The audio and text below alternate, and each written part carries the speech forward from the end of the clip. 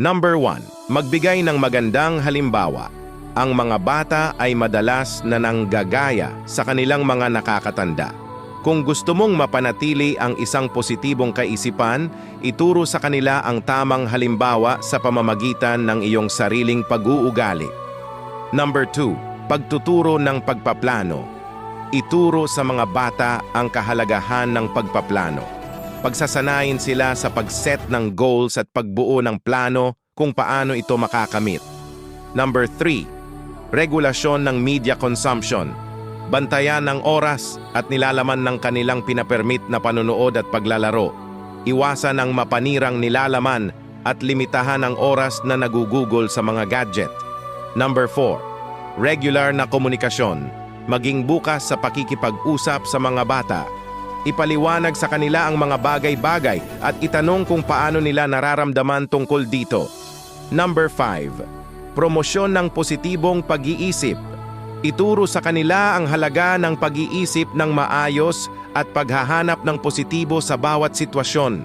Magbigay importansya sa glass half full na perspektibo. Number 6. Pagtuturo ng emosyonal na pagkontrol. Ituro sa kanila kung paano makipag-ugnayan ng maayos sa kanilang emosyon. Huwag itago sa kanila ang kahalagahan ng pagkilala at pag-handle ng kanilang nararamdaman. Number 7. Pag-encourage ng creativity.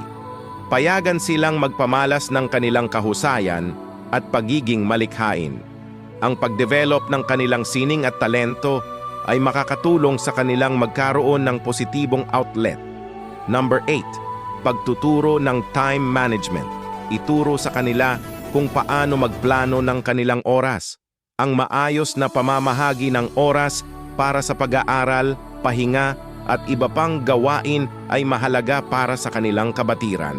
Number 9. Pagpapahalaga sa kalusugan. Ang tamang nutrisyon at regular na ehersisyo ay nagbibigay ng malusog na pangangatawan at ito ay may malaking epekto sa pag-andar ng isip ng isang bata. Number 10. Pagpapahalaga sa edukasyon. Ipaliwanag sa kanila ang halaga ng edukasyon at paano ito makakatulong sa kanilang kinabukasan. Ang pagpapahalaga sa pag-aaral ay nagbubukas ng mas maraming oportunidad.